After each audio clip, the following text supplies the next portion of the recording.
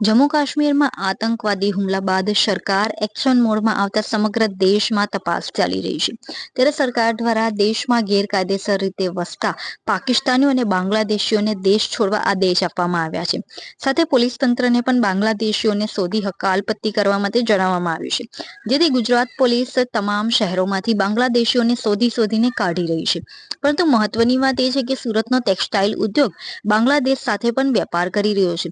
સુરતના કેટલાક વેપારીઓ બાંગ્લાદેશ સાથે કપડાનો વેપાર કરી રહ્યા છે.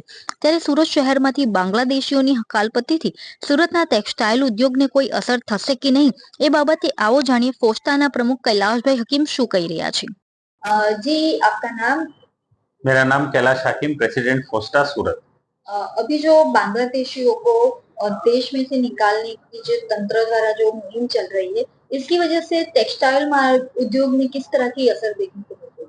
पहली बात तो वो इस देश के लोग ही नहीं है, तो कोई निकाला जा रहा है तो कोई गलत नहीं है, क्योंकि वो हमारे देश के नागरिक नहीं है, यदि घुसपैठिए इस देश में आते हैं और उनको निकाला जा रहा है तो कोई गलत बात नहीं है।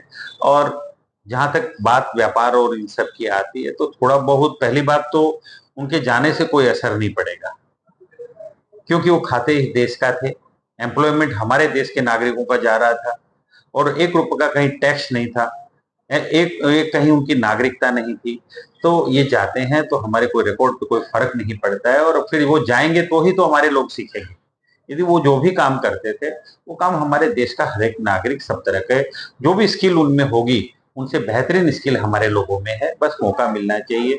मेरा ये मानना है कि उनको निकालने से हमारे यहाँ पे उल्टा अच्छा होगा, उल्टा शांति, अमन, चैन और सब तरह के फायदे होंगे। लोग हमारे स्किल डेवलपमेंट और काम सीखेंगे, क्योंकि हमारे ही नागरिकों की वो जगह रोक के बैठे थे।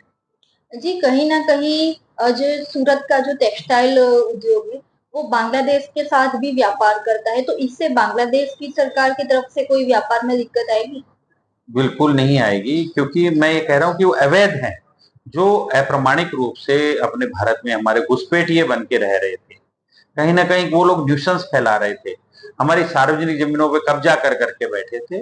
तो इससे 2 देशों के संबंधों पे कोई फ़र्क नहीं पड़ता, क्योंकि कोई वैधानिक रूप से हम लोग कोई भी ऐसा काम, हमारी सरकार नहीं कर रही है कि हम कोई भी पड़ोसी देश के जो भी हमारे जो संधि होती है, जो समझौते होते हैं, व्यापारिक समझौते होते हैं, हमारी पॉलिसी के अकॉर्डिंग जो बातें होती है, उसका कहीं उल्लंघन करके कोई ऐसा काम हमारी सरकारें नहीं करती है। लेकिन जो अवैध रूप से हमारे यहाँ घुसपैठ करते हैं, तो हमारी सरकार को अधिकार है और हमें, भारतीय लोगों को भी पूरा अधिकार है कि हम उनका अता-पता बताएँ और वो हमारे शहर से, हमारे देश से उनको निकालें।